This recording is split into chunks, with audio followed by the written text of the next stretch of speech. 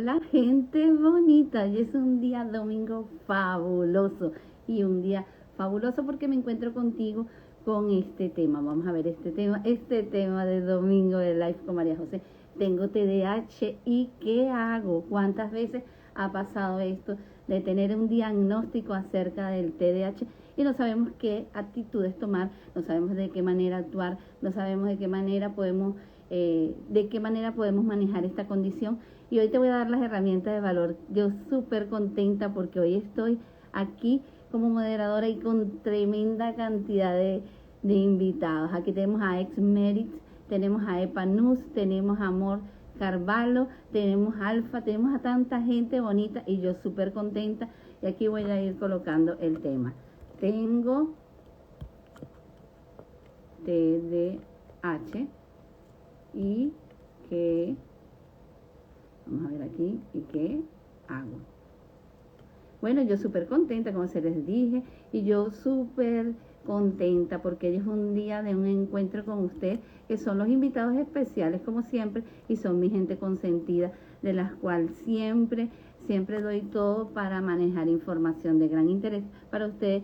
Saludos a Guillén, a María Luisa, a gente tan bonita. Y ahora cuénteme de dónde se están conectando antes de entrar en materia, en donde hablaremos de esto. Tengo TDAH y ¿qué hago? ¿Cuántas veces tenemos esta condición en la puerta del camino? Ya sea porque nosotros somos diagnosticados con el TDAH o porque simplemente tenemos alguna personita, ya sea un adulto, ya sea un niño, ya sea un hijo, ya sea un hermano, cualquier persona que nos acompañe que tiene esta condición. Y hoy vamos a profundizar algunos detalles y quiero que hagan preguntas. Vamos a ver, gente bonita, de dónde se están conectando. Yo desde aquí, desde Portugal, les mando grandes saludos y me encuentro súper feliz. Aquí tenemos a María Luisa, que nos dice que está de Anzoátegui, Venezuela. ¿De dónde se está conectando esta gente tan bonita? Aleso está conectada como siempre, una gran seguidora, a quien le tengo muchísimo cariño. Vamos a ver de dónde se está conectando Alejandra So. Vamos a ver de dónde se está conectando CF de Madrid, cerquita de mí. Bueno, gente tan bonita que se conecta conmigo. Y Guillén está desde Mérida. Éxitos y bendiciones también para ti. Y hoy trabajaremos, aquí tenemos a Entre Merit, que está desde Panamá. Y bueno, cuente con mi apoyo aquí. Estoy desde Portugal, Coimbra. Y cualquier situación pueden escribirme. Hoy vamos a trabajar con este tema tan maravilloso. Tengo TDAH. ¿Y qué hago? ¿Cuántas veces nos hemos preguntado esto? Entonces, por tanto, hoy trabajaremos qué es el TDAH, cuáles son las características que tiene el TDAH, el diagnóstico del TDAH, los planes de acción o las formas de acción, lo que llamamos los oxigenadores y las terapias diversas que debemos aplicar en estos casos. Estaremos hablando también de lo importante que es el alcance de nosotros tener un acompañamiento lógico y darnos cuenta de que es innecesario. Bueno, ante todo, mi nombre es, los saludo a todos, mi nombre es María José Soares, soy psicopedagoga y especialista también en la materia del autismo y del TDAH y en el retardo mental. También soy terapeuta de pareja y emocional. En cuanto a la tendencia que manejo en el caso del TDAH, así mismo como en el autismo, es la terapia cognitivo-conductual, en donde vemos grandes alcances en estos jóvenes. Por tanto, es importante que sepan el alcance de cuál es el tipo de alternativa o de terapia que se puede utilizar. En cuanto a la trayectoria mía, es delatarme mi edad, pero no importa, 28 años de servicio y trabajando con estos seres tan especiales, tanto en materia del trastorno de déficit de atención como en el autismo y como otras especialidades, en donde siempre hubo varias inclinaciones, en donde adoro estos chicos con TDAH porque tienen la característica esencial de ser creativos, de ser muy activos, de ser muy directos. Son niños que roban una sonrisa, son niños que tienen muchísima hiperactividad, pero son niños que dejan una huella emocional de gran valor, y también los adultos. Cuando hablamos en materia del TDAH, hablamos también de que el TDAH es un trastorno de déficit de atención con hiperactividad y sin hiperactividad. Es importante tomar en consideración, ustedes que están aquí conectados conmigo, que en el TDAH no es una enfermedad, es simplemente una condición. Y es importante tomar en consideración que por ser una condición se nace con el trastorno de déficit de atención con hiperactividad y sin hiperactividad y se muere con el déficit de atención. Es importante destacar que el déficit de atención, a pesar de que es para toda la vida, es muy manejable y hay unas alternativas bien importantes. Hay alternativas para poderlos ayudar, hay alternativas para manejar la condición, hay la alternativa también para que ellos tengan una integración, porque muchas veces hablamos de la integración en el caso del autismo, pero en el caso del déficit de atención tenemos algo importante, que es la integración de ellos de manera armónica. Saludos a María Vargas, tenemos a María Leso y tenemos a Rosángela Sala, de donde están conectándose por allí.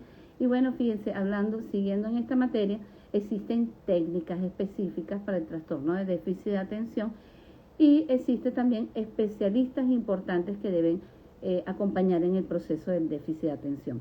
Es importante tomar en consideración que nosotros no podemos manejar el déficit de atención de una manera aleatoria a nuestra manera, sino tenemos que tener unas orientaciones, porque es una población que tiene ciertas necesidades de las cuales nosotros tenemos que manejar de una manera correcta. Ahora, ¿existe alguna pregunta por ahí? Había mucha gente en mensajería que me preguntaba realmente si era algo de una enfermedad y simplemente la primera incógnita es que no es una enfermedad, simplemente es una condición que nace la persona hasta fallecer. Ahora, ¿podrían decirme ustedes si tienen algún familiar que presenta esta condición del TDAH, si alguno de ustedes presenta el TDAH? Para nosotros entrar en una materia más de una interacción más directa con ustedes. Vamos a ver qué me dicen. ¿Conocen alguna persona que tenga el trastorno de déficit de atención o no conocen? Vamos a ver. Bueno, mientras tanto, como les digo, estas personitas tienen unas características. Ahora, ¿sienten ustedes la confianza como grupo de decirme si hay alguna persona que tenga déficit de atención que esté con ustedes o si hay alguna personita que ustedes requieren de apoyo? ¿Por qué? Porque es importante que cuando tengamos esta interacción de ustedes conmigo y de yo para ustedes, podamos manejar lo que son las características y ser ustedes, las personas que tienen estas personitas, las más viables en decir cuáles son las características, qué es lo que se está viviendo con esta persona para poderle darle las herramientas. Entonces, fíjense, el TDAH, como les dije, una condición neurológica crónica donde hay una tipología en la parte cerebral. Hay diferentes tipos de TDAH y nosotros tenemos que darnos cuenta que hay unos que tienen habilidades de tener más hiperactividad y tenemos otros que son activos, otros que son más pasivos y hay unos combinados. Aquí tenemos a Esther Mary que dice su hijo tiene un TDAH asociado o combinado con un TEA, es decir, un trastorno con el autismo. ¿Ok? Tenemos a María Elisa que nos dice, mi hija tiene 8 años y fue diagnosticada con TDAH y luego de estudiar el tema entendí que las características eran similares a lo estudiado. Saludos a Fly Blue que también está conectado en el día de hoy. Entonces, fíjense, nos hemos preguntado en algún momento al observar a nuestros hijos, observar a cualquier niño, que ellos tienen la característica de tener algunas conductas que son un tanto atípicas, unas características que llaman muchísimo la atención y quienes padecen este trastorno tienden a destacarse por unos detalles. Por ejemplo, son muy activos, son muy creativos y muchas veces les cuesta mantener la norma. Gracias, Flyburg, por los comentarios. Ahora, muy bien, conforme a todo esto que les he manejado, el repertorio de conducta es muy importante. Por tanto, debemos determinar que en el TDAH, que es el trastorno de déficit de atención con hiperactividad y sin hiperactividad, existe una clasificación.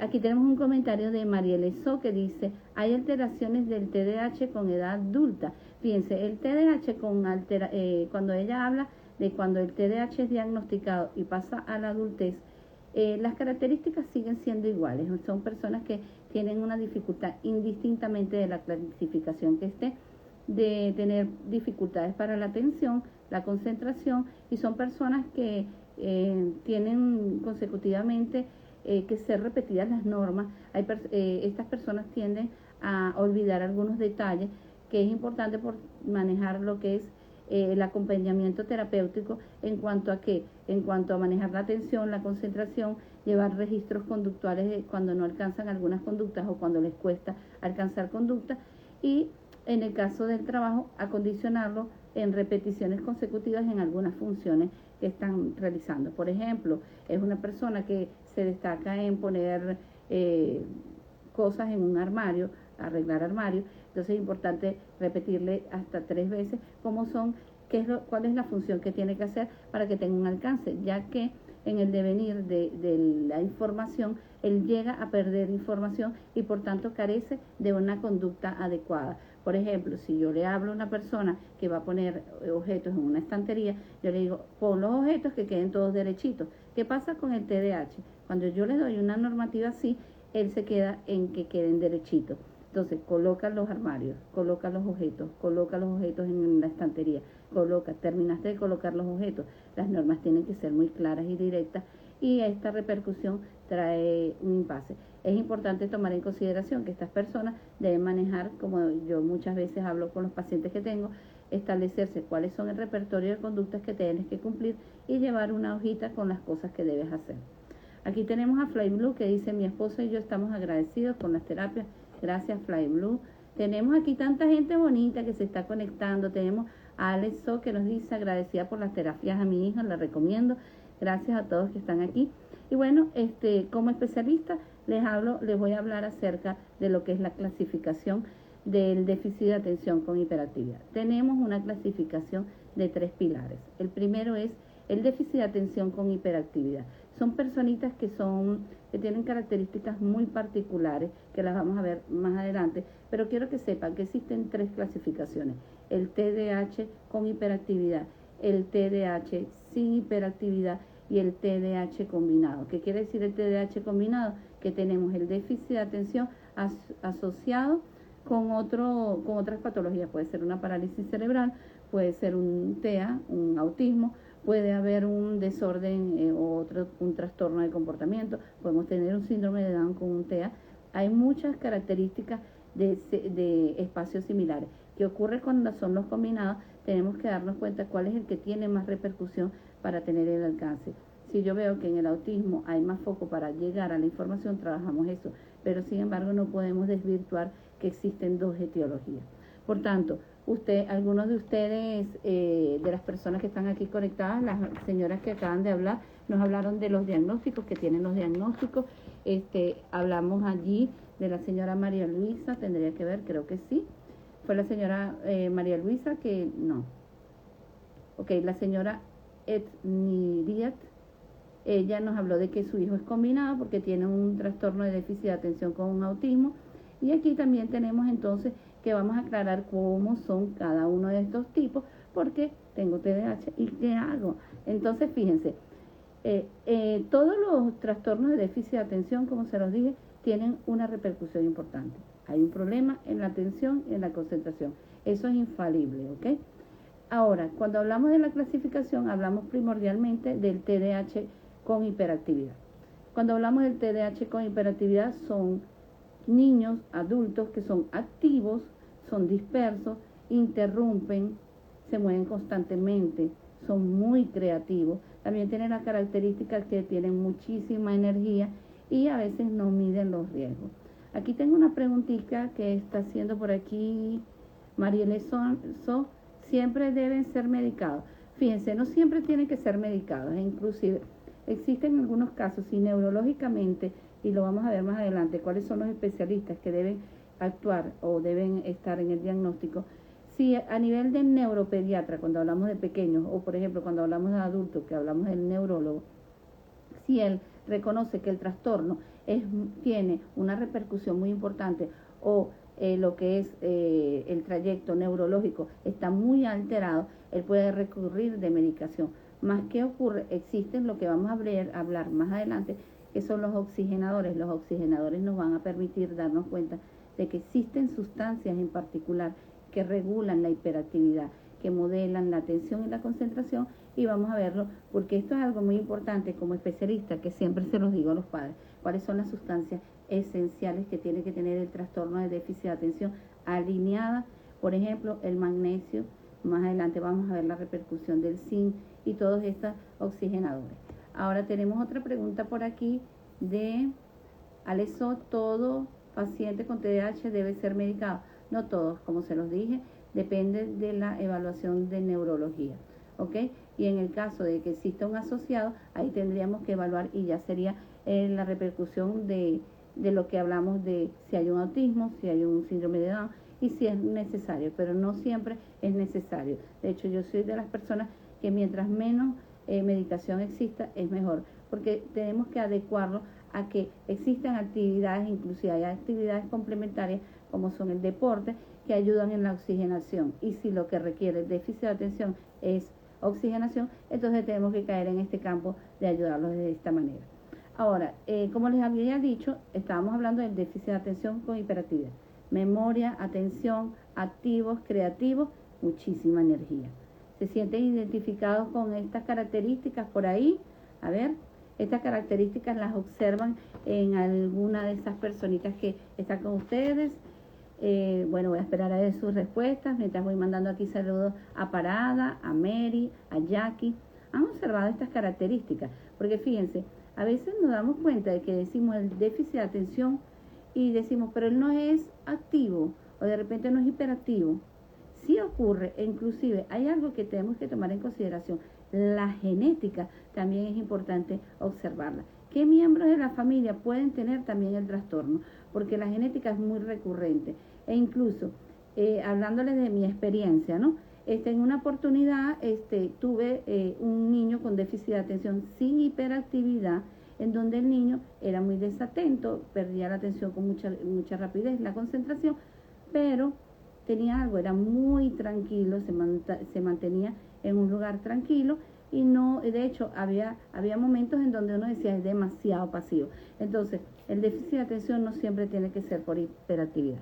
Entonces, por tanto, hoy les voy a hablar acerca también de lo que se llama el TDAH sin hiperactividad.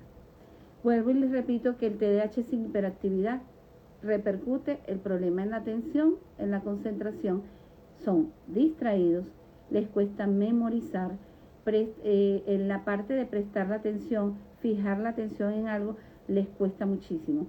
Suelen ser niños que tienen dificultades grandes a nivel de aprendizaje. Dirían el estándar así, son niños muy pasivos, son un poco lentos, y no solamente lentos en procesar la información, son lentos hasta en actividades que tengan que desenvolverse, son lentos de repente en actividades que tengan que realizar, de repente pintan con un ritmo muy lento. Entonces son niños muy calmados y tienen algo muy importante, se distraen con mucha facilidad.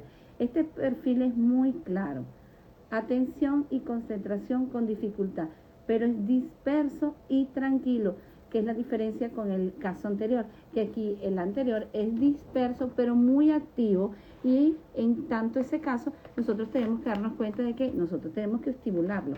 Una de las técnicas importantes que se ha manejado, y me gustaría que ustedes lo pudieran observar o por lo menos investigar a nivel de las redes, es lo que se llama la gimnasia cerebral.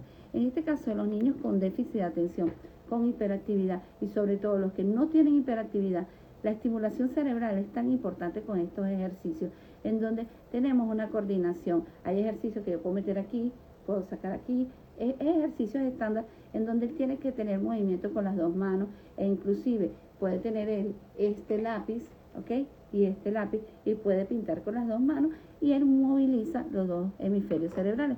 Es tan importante este tipo de estimulación, y son estimulaciones alternativas.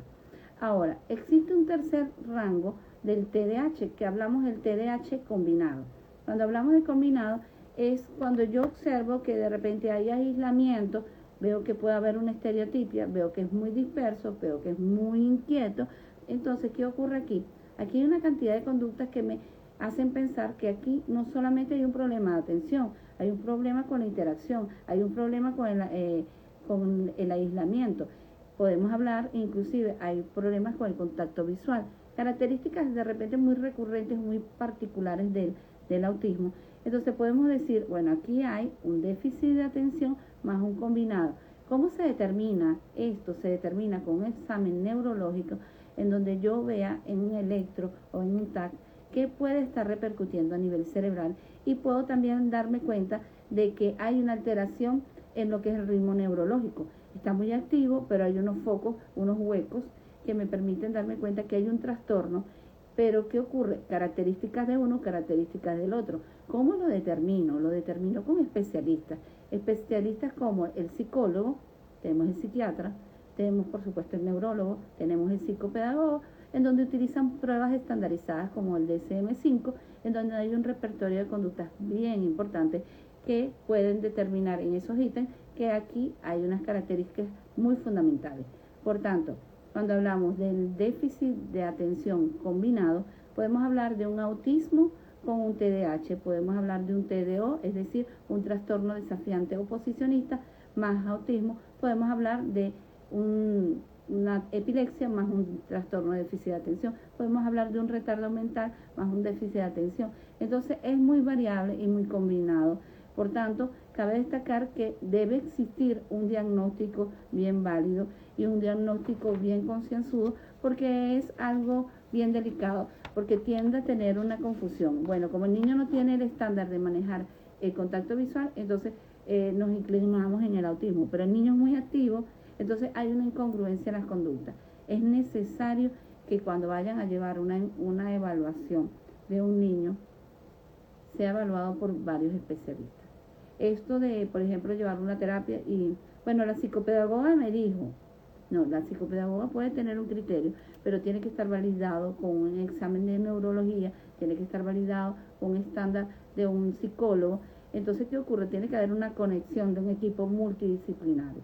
Ahora, hay que validar definitivamente el diagnóstico, es algo necesario. Medir las conductas que están particularmente ocurriendo para saber si hay. Ok, ¿sabían que en el TDAH combinado se puede conocer o prevalecer un aspecto en particular? Yo puedo de repente ver que hay conductas del autismo y puedo ver, ¿y qué tengo que hacer con esto? Tengo que darme cuenta que ver con cuál es el que tiene más canal de aprendizaje, cuál de los dos trastornos puedo yo llegar más.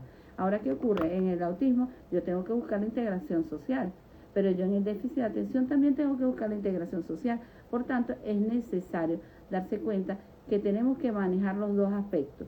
Tengo que focalizar la atención y la concentración, tengo que focalizar el contacto visual. Hablo en el caso que fueron combinados con TEA. Ahora, gente bonita, ¿qué preguntas tiene por aquí? Aquí hay gente tan bonita. Aquí tenemos a Marjorie Herreras, tenemos a J. Martins. ¿Qué preguntica tienen por ahí? ¿Tienen alguna preguntita o seguimos? ¿Ok? Ya hablamos entonces de lo que es la clasificación, lo importante que es saber en qué punto estamos y qué tipo de déficit de atención hay. ¿Ok? ¿Existe alguna preguntita por ahí? Entonces, fíjense, es sumamente importante tener un diagnóstico bien sustentable, un diagnóstico donde el psiquiatra o el psicólogo o el neurólogo, por lo general quienes deben estar participando es el neuropediatra o neurólogo, tiene que estar el psicólogo, el psiquiatra en el caso que sea necesario, y tenemos también que tener el psicopedagogo. Son importantes todos estos. Ahora, mucha gente se preguntará, ¿y el terapista de lenguaje? Es importante, todos son importantes, pero ¿qué pasa? Estos en particular son los que determinan el diagnóstico. Por tanto, deben buscar el diagnóstico por parte de estos especialistas y hacer algo, tener en cuenta que el TDAH, el grado, tomar en cuenta las características y los aspectos, ganar la atención, ganar en la concentración. Es importante tomar en cuenta estos aspectos, que debemos ganar en la atención, en la concentración, en el caso del TDAH, buscar drenar las energías en el TDAH y establecer algo necesario, los límites en el TDAH. El trastorno de déficit de atención tiene un déficit en la atención y en la concentración y en la oxigenación. Por tanto, es necesario buscar actividades que estén relacionadas en esta área. ¿Qué piensan ustedes de los límites en el TDAH? Las personitas que han establecido contacto con personas con déficit de atención. Mientras tanto, tengo aquí una pregunta de Alejandra So que nos dice, ¿existen alteraciones cerebrales en el paciente que tiene TDAH? Sí, tienen alteraciones e inclusive nosotros podemos ver en un electro, y en el caso que en el electroencefalograma no aparezca, podemos hacer un TAP en el TAC podemos ver que existe un ritmo neurológico muy alterado y existen a veces hasta huequitos entre unos trazos a otros y tenemos que ver en ese electro en qué áreas puede estar afectando. Por lo general el área de atención y concentración está bastante alterada y debemos nosotros manejar este estándar.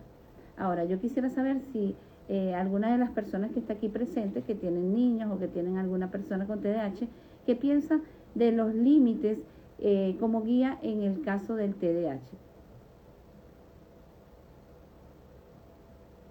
Ok, fíjense algo.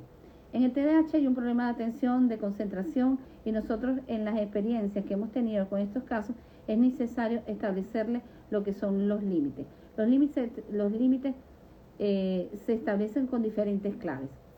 Yo quisiera que si estuvieran allí y tomaran en cuenta esto y lo anotaran, porque ustedes como observadores, para poder tener las claves del TDAH y poder atenderlo de manera armónica, deben saber este contenido. Una de las cosas que debemos tomar en cuenta es que principalmente el niño o niña que tenga TDAH debemos nosotros ser los mejores observadores de qué es lo que está pasando, observadores de cuáles son sus conductas, observadores en qué momento se altera la conducta. Es importante mantener el registro, es importante tener en consideración de que si nosotros tenemos un seguimiento, observamos y vamos registrando, nosotros podemos llegar a un especialista y tener un criterio de qué momento se acelera la conducta, de qué momento le cuesta el focalizar, cuáles son los aspectos académicos que les cuesta. Aquí tenemos a Jackie Chulis que nos dice, buenos días, ¿qué deportes se pueden incentivar en el TDAH? Fíjense, uno de los puntos importantes en el tratamiento del TDAH es este que está manejando esta señora, que nos manifiesta el deporte. El deporte es una de las terapias que necesita el TDAH y es básica y vital. Nosotros tenemos que ver cuáles son las actividades que le puede gustar. Las actividades que yo les recomiendo principalmente es la natación, el fútbol, podemos también poner el atletismo, podemos también ponerlo en el ciclismo. ¿Y qué pasa con estas actividades? Estas actividades le permite tener ellos correr, drenar la endorfina, mantener más oxigenación y también les establecen ellos normas. Mucha gente me pregunta, ¿y el karate es importante? Muy importante también puede ser. ¿Por qué? Porque ellos pueden tener un entrenamiento, más en el karate también se establece lo que se llama, lo que es la coordinación de las normas y las reglas. Hay que tener en consideración un aspecto necesario. Y el aspecto necesario es que si nosotros tenemos un combinado de un TDO, es decir, un trastorno desafiante oposicionista más un TDAH, la actividad de lo que es el karate, hay que medirlo y hay que estar muy claro con esto, porque estamos haciendo un deporte de contacto. Y como estos niños son desafiantes, hay que regularle mucho este acuerdo, porque pueden utilizar esto como algún mecanismo para alterar la conducta del TDO. Entonces es importante medirlo. En el TDAH pueden participar, pero en el caso que hubiese combinado, no tanto. Aquí dice, un niño con TDAH presenta alguna alteración con los alimentos. Fíjense, no hay alteraciones como tal que se establezca, sino hay alimentos que nosotros debemos buscar la manera de bajarle la cantidad. Tenemos los alimentos que tienen gluten, los alimentos que tienen harinas refinadas, el chocolate, por ejemplo las bebidas energizantes, tenemos el Nestí, tenemos la Coca-Cola. Son bebidas que lo alteran y hacen que la hiperactividad y el déficit de atención y ese ritmo neurológico, si va así, va a ir así más rápido. Entonces nosotros debemos darnos cuenta con esto. Es importante revisar la tabla nutricional y darnos cuenta, bueno, cómo está el nivel de azúcar. A un rango más o menos en estándar de 10 gramos de azúcar, es un estándar que diría hasta allí, pero está elevado. Si hablamos de hidratos de carbono y sobrepasan a los 27, ya estamos hablando de un alimento con bastante azúcar, que no puede ser recomendado. Ahora, tenemos aquí otra pregunta de Alejandra So. La música está indicada para estos niños.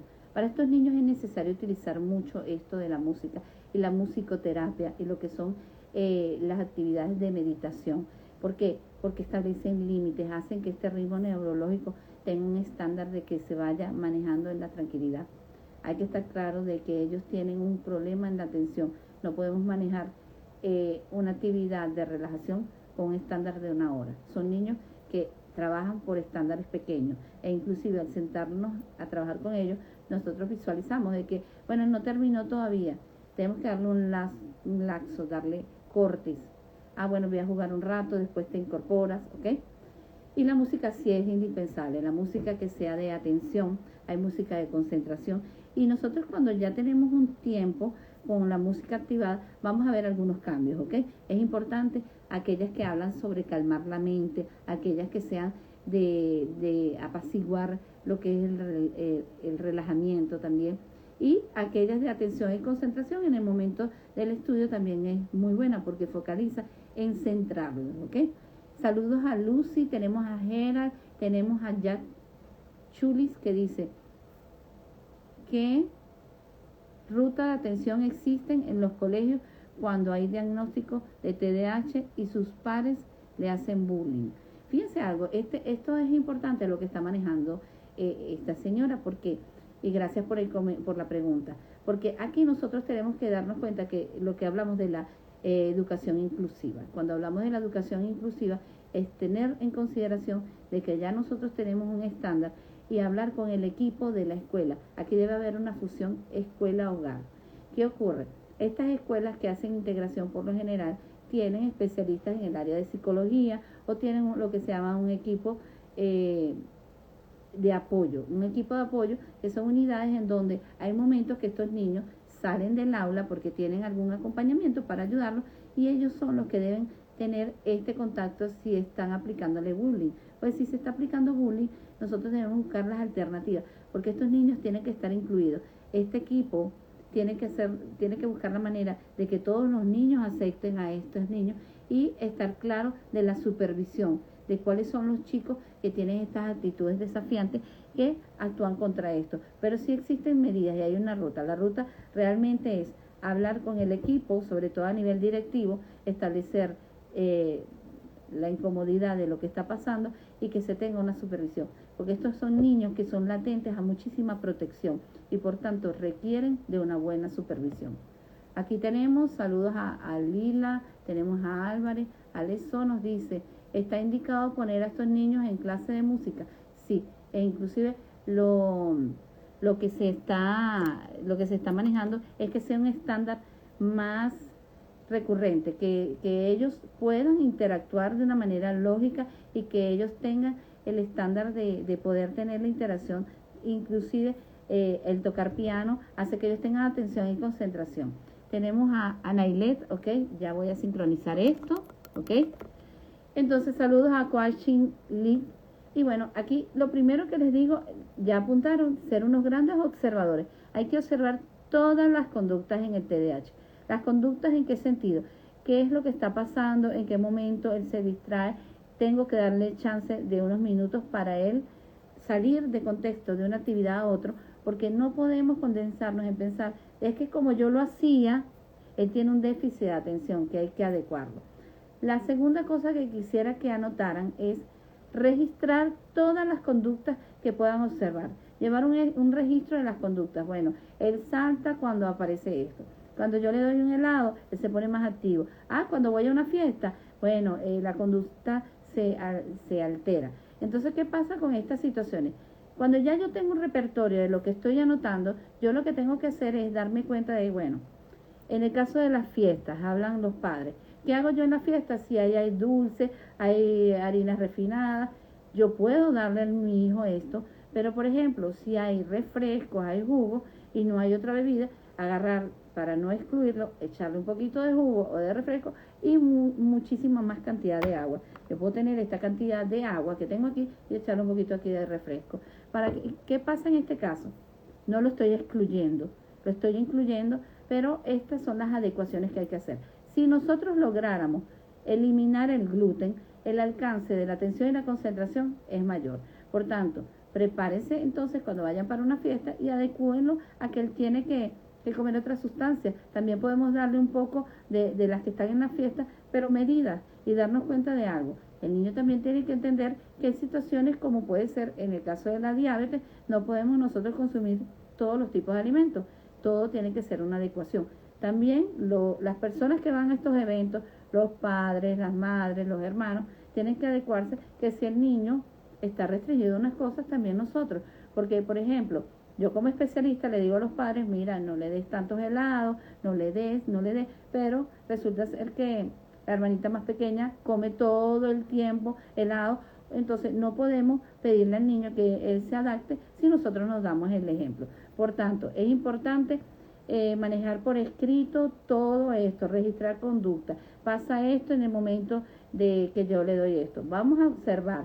Ustedes son los mejores observadores. De hecho, nosotros podemos ser especialistas, pero quien tiene la verdad absoluta es quien tiene al niño. Saludos a Janet Morales, que se está conectando, a Liz 5801, saludos. Gracias, Janet. Y bueno, aquí seguimos en estas claves que les estoy dando. Otra de las claves es establecer normas y acuerdos. Cuando yo establezco normas, por ejemplo, mira, el jugo que voy a comprar tiene que ser un jugo que esté adecuado, que no tenga tantos hidratos de carbono, que no tenga tanto azúcar. Y una de las cosas es adecuarnos a las gaseosas. No son necesarias en los niños. Los niños deben tomar jugos naturales, los niños deben tomar jugos que no sean de estos embalados, porque tienen una cantidad de azúcar que acelera las conductas y no estamos logrando ninguna conexión. Por tanto, vamos a establecer normas en cuanto a qué es lo necesario, qué es lo bueno para ti, qué es lo que te puede ayudar, de qué manera no altera al niño, establecer acuerdos y también establecer algo muy importante en estos chicos, establecer los valores, estímulos, refuerzos y consecuencias. Por ejemplo, estos niños en general tienen la característica de interrumpir las conversaciones.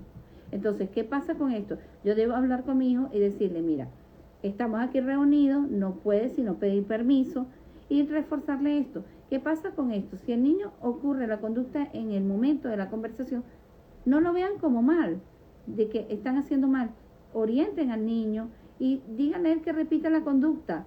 Entra ahorita, pides permiso y haces la pregunta. Porque ¿qué ocurre? Si yo lo freno y le digo, estás interrumpiendo, él no aprende. Entonces tenemos que estar claros de que tenemos que adecuar, tenemos que estar claros de que tenemos que establecer normas, acuerdos, tenemos que darnos cuenta también de que de los errores también aprende el niño. Entonces abrazarlo y decirle, sigue avanzando, porque es algo extraordinario de que tú vas a aprender en el día de hoy. Hoy tenemos mucha gente maravillosa que me roba una sonrisa. Aquí tenemos a la señora Edaruy, que es la madre de un niño maravilloso llamado Maximiliano. Y aquí la abuelita, disculpen, la abuelita de Maximiliano, una señora maravillosa, en donde maneja un gran nieto con TDAH. Aquí tenemos a Denise Sánchez, dice, la dieta no gluten ha ayudado a mi hijo mucho. Fíjense los comentarios. Las personas que más van a tener el alcance de esto son ustedes mismas. Por tanto, es necesario a veces preguntarnos qué es lo que pasa y qué es lo que nos dicen los especialistas. ¿Qué ocurre con el gluten? Bajar el gluten es muy importante, pero yo no le puedo eliminar al 100% el gluten. ¿Por qué? Porque hay cosas que por más que yo intente no puedo. Entonces, ¿qué ocurre? Adecuo varias veces. Saludos desde República Dominicana a Denise Sánchez y tenemos a Janet Morales que dice, las normas, la alimentación, hábitos de estudio y convivencia y acuerdos de sus actividades. Fíjense, puntos muy importantes. Entonces, vamos a ir tomando nota de esto, de observar, de registrar, de establecer normas. Y ahora viene algo muy, muy importante que es este punto, el repetir y repetir. Y muchas veces se lo digo a cualquier persona que llega a terapia conmigo, hay que repetir a las personas con déficit de atención. Tenemos que estar claros de que por eso se llama déficit de atención. El déficit de atención me pide que me repitas. Y siempre se lo digo a la gente así. Yo digo, vamos a comer sopa. Al niño le llega sopa. Está errado, vamos a comer. O ahí está la sopa. Lo que yo quiero alcanzar como último. Otra de las cosas, yo no puedo hacer larga la consigna de lo que le voy a decir. Voy a comer sopa para que te pongas más grande. El que es más grande. Cortas, delimitadas, repetir. ¿Comiste la sopa? Ya se terminó la sopa. ¿Terminaste la sopa? ¿Te la comiste?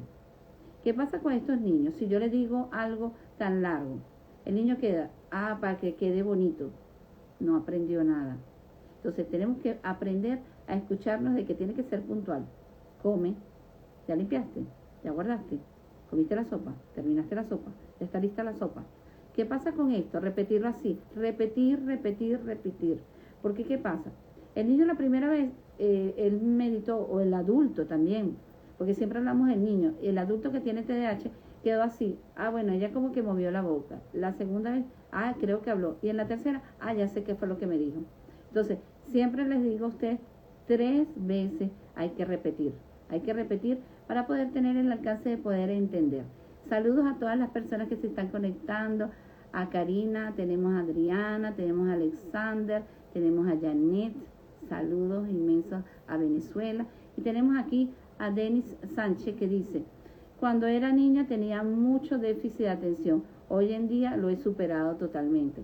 Fíjense lo que ella dice, lo importante. Ella lo tiene, pero lo ha manejado y lo ha superado bastante. ¿Por qué? Porque ha tomado conciencia de que hay alimentos que le perjudican en el sentido de que altera más la conducta. Ella debe estar muy clara de que está practicando actividades que le ayudan a su atención y concentración. Metan a esos niños, sean adultos que practican un deporte, una actividad. Eso les permite un alcance. Yo quiero que ustedes empiecen a experimentar meterlo en una actividad deportiva. Pero una actividad deportiva que él tenga movimiento y que le guste, porque también esa es otra cosa. Yo puedo recomendarles la natación, pero si al niño no le gusta la natación no va a querer ir. Pero al niño le gusta el fútbol, entonces bueno, vamos a meterlo en el fútbol. Y en el fútbol ustedes van a ver el alcance de que cuando llegue a la casa el niño va a estar más tranquilo, va a estar más atento y va a estar más relajado. ¿Y qué me permite esta actividad? Que en el momento que venga una persona, por lo menos en el caso mío, como moderador conductual, cognitivo-conductual, yo voy a establecer los planes con él y los alcances se dan. Pero cuando yo veo que él está oxigenado, que él está más relajado, él va a estar más atento. Es importante establecerle planes conductuales. Es el alcance más necesario para el trastorno de déficit de atención. Saludos a Necay, a Felicidad 69. Tenemos a gente tan bonita y tenemos aquí a Denis Sánchez que dice gracias por tomar su tiempo y darnos esta hermosa información. Muchísimas gracias a ti por conectarte. Y tenemos a Mari Gaby. Bueno, aquí también yo quiero que ustedes tomen en consideración este aspecto importante. Ya nosotros vamos a repetir de forma clara, ordenada, establecer horarios, establecer el proceso del cómo yo estoy hablando. Juan, vete a bañar porque estás muy sucio y hueles mal. No capta, el niño no capta definitivamente. Juan, vete a bañar. Juan, vete a bañar. Sale del baño. Juan, te secaste. Juan, te secaste. Y ustedes van a decir, es muy robotizada. Pero es que su cerebro para procesar la información tiene que ser de esta manera. ¿Has visto y te has escuchado la manera de hablar? Ustedes que tienen personitas con déficit de atención, ¿no han notado que hablan de repente con mucha rapidez o hablan con palabras inasertivas o de repente tienen muchísimo rabia o de repente manifiestan mucha desesperación? La desesperación y la rabia hace que se frene el déficit de atención porque no actúa. Entonces tenemos que ser estándar normal. Y báñate, ve, come, termina la tarea. Y una de las cosas, mientras más relajada estoy yo con el niño que tiene déficit de atención o con la niña, el niño va a tener más seguridad. ¿Qué pasa si yo estoy, no has terminado la tarea, pero cónchale, pero tú siempre poniendo, ¿qué pasa con este niño? Va a estar más perdido o va a estar con este tono de qué fastidio, esta siempre se altera, esta no me establece lo que yo quiero. Entonces, yo quiero que estén ahí anotando. Y la quinta clave que les puedo dar es establecer rutinas. Cuando nosotros tenemos al niño en preescolar, hay algo, y si lo pueden recordar, o si en alguna vez, o si el niño está ahorita en preescolar, había unos cuadritos que decía, se baña, se cepilla, se viste, y así, ¿no? Esta rutina. ¿Qué pasa con estos niños cuando ya son más adultos? Yo puedo mantener una rutina. ¿Por qué? Porque es capaz que si yo no le dije, mira, te cepillaste, es capaz que él fue y desayunó. Entonces, ¿qué tengo yo hacer? Empezar a hacer gráficamente algo que le diga, bueno, el paso 1, acuérdate que tienes que hacer esto. El paso 2, tienes que hacer esto. Yo por lo menos no tengo déficit de atención, pero yo tengo una agenda y en la agenda tengo anotado uno por uno cada paso que voy a hacer en otras actividades de mi vida y son necesarias. Pierdo la agenda y pierdo el norte. En el caso del déficit de atención, si no hay algo establecido que él pueda haber estandarizado, él va a perder el impacto. Entonces, por tanto, vamos a manejarnos de esta manera. recurrentemente rutinas establecidas. Te paras, te cepillas, desayunas, acomodas tu cama y así. Y también es otra cosa, bajo presión el niño no actúa. Ya te cepillaste, entonces cabe esto, no sé qué más. Sí ponerle un límite en el tiempo, pero si nos ponemos como unas personas que van a estar dándole y dándole con un tono que no es asertivo, no funciona. Saludos aquí, vamos a ver qué gente bonita se ha conectado, a Melissa, a Sarmientos, a Aniela, tenemos a Body, tenemos a Suset, tenemos a tanta gente bonita y yo muy contenta. Entonces la quinta clave que está establecido es establecer la rutina. El éxito de los comportamientos y de que se alcancen cosas en estos niños es con rutina. Yo voy a empezar a ver, bueno, esto va a ser lo primero, esto es lo segundo, esto es lo tercero, y así poco a poco vamos estableciendo un día perfecto. ¿Qué ocurre aquí? Por ejemplo, yo puedo llegar aquí a la hora del desayuno y decirle, ¿cepillaste? No, entonces va y se cepilla. ¿Qué pasa? Vamos a ir adecuando. Cuando ya sea adulto, él se va a acordar. ¿Qué quiere decir esto? Que él se va a acordar. El déficit de atención, como sigue toda la vida, nosotros tenemos que hacer toquecitos,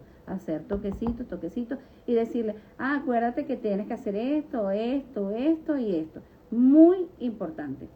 Ahora, esta parte de la rutina, es importante rotularlas y ponerlas allí, que se den cuenta de qué es lo que sigue, qué cosas sigue.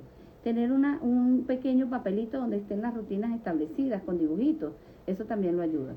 Ahora, en el caso de las escuelas es necesario que los especialistas también adecúen a hacer esto, porque son niños que requieren de tener un enfoque. Bueno, vamos a cantar el himno nacional, vamos a hacer lo otro, vamos a la parte del recreo, ok, vamos ahorita a lengua, vamos a la otra. Porque ¿qué pasa? Y todas las madres que están aquí, cuando los niños llegan a tener diferentes actividades, ya que entran en la primaria y tienen sociales, tienen matemáticas, tienen biología y tienen estas materias, se vuelven un 8. ¿Y qué pasa? No llevaste el cuaderno sociales, pero es que el niño tiene déficit de atención.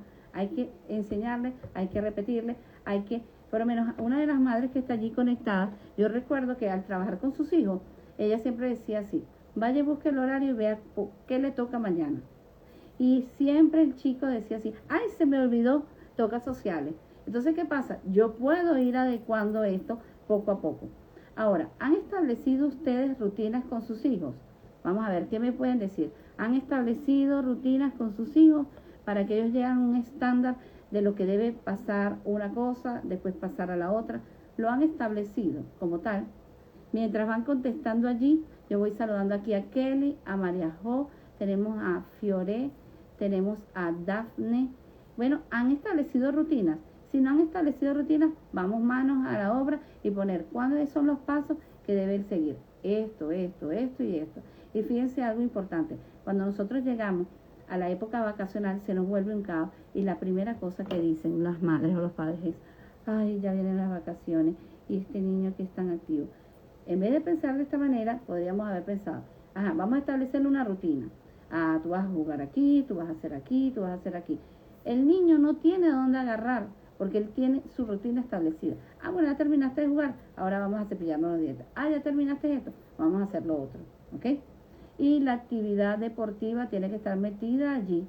Si no tiene actividad deportiva, hay que sacarlo a caminar, hay que sacarlo a jugar pelota, hay que ponerlo con una pelotica, a lanzarla a la pared, para que bote energía. Y es importante ponerlo a saltar, a reírse también, a disfrutar de muchas cosas. Ahora, hay algo necesario que sería el punto número 6. Establecer unas figuras de autoridad.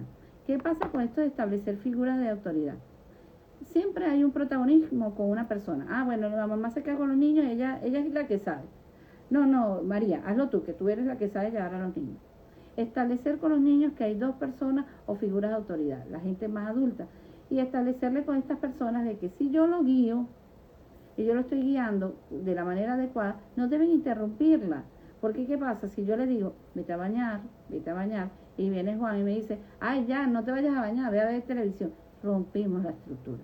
Estos niños necesitan estructura. Deben tener figuras de autoridad que tengan valor agregado. Y las figuras de autoridad, al delegar figuras o el cargo de ellos a otra persona, deben hablar de la importancia de que tienes que hacerle caso. Mira, no estoy yo, pero esta persona está aquí para ayudarte y por tanto es necesario verlo de esta manera. Ahora, un punto importante es establecer los reforzadores. ¿Qué pasa con esto de establecer los reforzadores? Reforzadores es, establezco conductas con él y yo negocio con él. Mira, esto vamos a ir al parque. Ah, bueno, con esto vas a comerte una galletita que yo tengo aquí. Establecer los stickers también es importante utilizar y ponerle para que él sienta que hay una emoción. ¿Ok?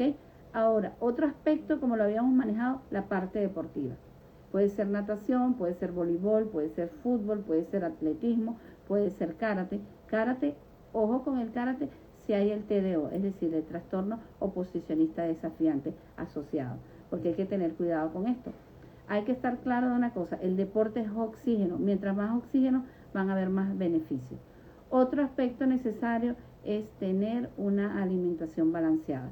Cuando hablamos de la alimentación balanceada, aquí voy a hablar de un aspecto que preguntaron al inicio de la medicación. Los niños con TDAH tienen que tener lo que se llaman los oxigenadores. Todos los niños con TDAH deben tener magnesio, deben tener zinc, deben tener omega y deben tener complejo B1 y B2. Esto es necesario, vital para ellos. ¿Qué ocurre? Si existen medicamentos naturales que tienen estos complejos, tenemos el Cerebrum, tenemos el Mentac, tenemos el Focus Key, tenemos mucho, pero tenemos que ver qué dice la tabela. La tabela me dice que tiene magnesio e inclusive estas medicaciones naturales tienen algo importante, son naturales y les permiten, pero el resultado de ellas es a un largo plazo. ¿Por qué? Porque nosotros tenemos que estar claros que estamos trabajando con lo natural. Ahora, ¿qué ocurre? Yo empiezo a darle el día lunes este complejo vitamínico, pero resulta ser que el sábado a mí se me olvidó.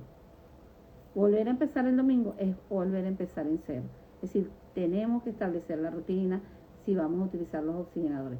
Esto es vital. Los niños con déficit de atención tienen carencia en estas sustancias, como se les dije, el magnesio, el zinc, el omega, la vitamina 1, B1 y la vitamina B2. Por tanto, es necesario buscar la manera de implementar alimentos que tengan, por ejemplo, tenemos la auyama, tenemos las cosas verdes, tenemos inclusive las frutas, pueden tener esta sustancia. Es necesario buscar la manera de dar una alimentación como debe ser. Otro punto que me es de muchísima importancia es mantener siempre el control con especialistas. Especialistas como neurología. Cada 6 meses debe el niño asistir a neurología. ¿Por qué? Porque es necesario evaluar cómo va el proceso neurológico, porque es una condición. Otro aspecto, manejar con psicología o con psicopedagogía el aspecto cognitivo-conductual. Manejar este estándar de establecer normas, evaluar y poder nosotros tener conductas que se adquieran. Otra de las partes es si existe un trastorno de déficit de atención combinado.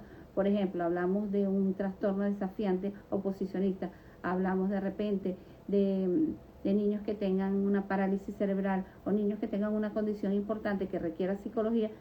Tenemos, por ejemplo, el síndrome de Prader-Willi. Puede ser que nosotros necesitemos entonces a psiquiatría. Es importante tomar en consideración si esta especialista pone una medicación, hay que estar muy claro. Como punto final que quería hablar con ustedes, es algo necesario. Observo conductas que están alteradas en mi hijo y él recibe una medicación, inmediatamente tengo que ir con el especialista que dio la medicación. ¿Por qué? Porque puede estar incidiendo neurológicamente este medicamento en el desempeño conductual del niño y por tanto pueden haber conductas muy alteradas. Por tanto, les digo que nosotros debemos establecer el estándar del seguimiento y la constancia. Saludos a Andreina, a Milagros y a María Dolores. Fíjense, me queda muy poquito tiempo para poder cerrar y fíjense, yo estuve muy satisfecha, pero yo siento que este tema de tengo TDAH y qué hago tiene muchísimas aristas. Hablamos del establecimiento de la terapia cognitivo-conductual, hablamos de la alimentación, hablamos de las alternativas, de las terapias alternativas, del papel de los especialistas. Y yo quería preguntarles a ustedes si quisieran que hiciéramos nuevamente tengo un TDAH, ¿qué hago conmigo? Pero profundizando otro aspecto. Yo voy a dejar una pregunta, de todas maneras me gustaría saber si ustedes quisieran seguir profundizando más aristas acerca del TDAH y llegar al encaje de poder entender qué es lo que podemos hacer. ¿Por qué mi hijo con TDAH tiene un cambio de comportamiento? Un tema muy importante. Quisiera que me dijeran qué piensan mientras yo voy cerrando el capítulo del live, si consideran necesario seguir trabajando este aspecto de tengo TDAH, ¿qué hago? Con otra variante. ¿Variante en qué sentido? La parte conductual, cognitivo-conductual, hablar acerca de las conductas que se deben establecer, cómo establecer rutinas en el TDAH. Mientras que yo voy cerrando el live, quisiera saber si quieren profundizar más de este tema, porque ya el tiempo se agotó muy rápido. Y fíjense, yo me quedé muy contenta porque ustedes son una comunidad maravillosa, definitivamente, con un grado de compromiso y de cariño conmigo. Y para mí, todo lo que yo pueda aportar para ustedes va a ser de verdad de gran enriquecimiento. Recuerden siempre que es importante los detalles en el TDAH, rutinas, normas, guías, amigos que se establezcan, figuras de autoridad, el gluten, manejar esto. Y en el TDAH, hoy les dejo este regalo de mi autoría, que lo tengo por aquí y se los voy a leer. El TDAH es una condición única. Debemos aprender a ser tan especiales y adecuarnos a cambiar nuestra visión de vida con estos seres. Una perspectiva distinta. Niños creativos, niños activos y niños maravillosos. Adultos que hoy en día requieren de una orientación, pero seguro grandes hombres de vida. Se les quiere un montón, gente bonita. Yo muy contenta de haber compartido con ustedes. Fíjense, aquí tenemos a Deuray, que nos dice que sí le gustaría otro aspecto. Y vamos entonces a programarlo. Voy a poner alguna en la mensajería ahorita, unos puntos que podrían ser importantes y estarían ustedes pendientes de lo que son las historias. Muy comprometida con ustedes, muy comprometida con las comunidades que trabajo, el TDAH, con el retardo, con la parálisis, con el TDAH que adoro, y cuenten con mi apoyo como especialista. Cualquier cosa, cualquier duda que tengan de este tema que trabajamos en el día de hoy, me encantaría que escribieran en mensajería. Que tengan un domingo espectacular y que sigan así, con este alcance de mostrar tanto interés, porque recuerden, ustedes son las personas más importantes para estas personas con TDAH. Se les quiere un montón, un abrazo desde aquí para ustedes y cuenten con mi apoyo. Chao.